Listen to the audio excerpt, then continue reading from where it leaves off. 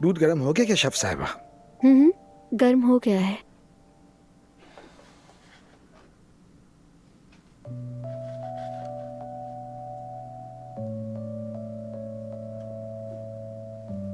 जुमाना तुम ठीक हो ना? हाँ मैं ठीक हूँ। जुमाना क्या हुआ है, रो क्यों रही हो?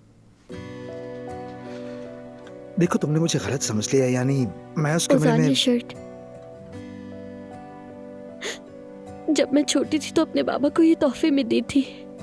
बरसों बाद इस शर्ट को देखकर आज मेरा दिल भर आया है। मैं काबू नहीं कर पाई। अरे तो फिर तुमने मुझे ये दी ही क्यों थी? ठीक है उतार अरे देता हूँ। नहीं नहीं नहीं, उतारने की जरूरत नहीं। बाबा ने कभी ये शर्ट पहनी ही नहीं, क्योंकि फातिमा आपा को बिल्कुल पसंद नहीं थी ना। इसे उतारना मत उजान। अरे ऐसी तो कोई बात नहीं है, मुझे तो ये शर्ट बहुत लाजवाब लगी है। वाकई सच कह रहे हो? यार मैंने अपनी जिंदगी में ऐसी शर्ट नहीं पहनी कभी। अरे बस भी करो अब। सीरियसली मुझे बहुत पसंद आई। चलो खैर अब इस टॉपिक को छोड़ देते हैं, मिठाई बना लेते हैं, वरना थोड़ी देर में दादी जान पूछने लगेंगी कि मिठाई कहाँ रह गई, इसलिए जल्दी करते हैं। ठीक है।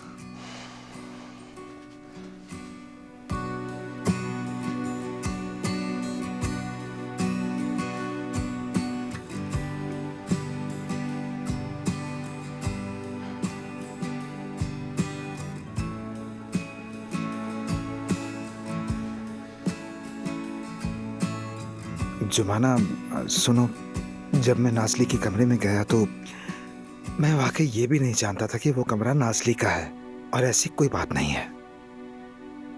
मैं वहां कुछ तलाश करने गया था। क्या क्या तलाश करने गए थे? ठीक है फिर गौर से सुनो।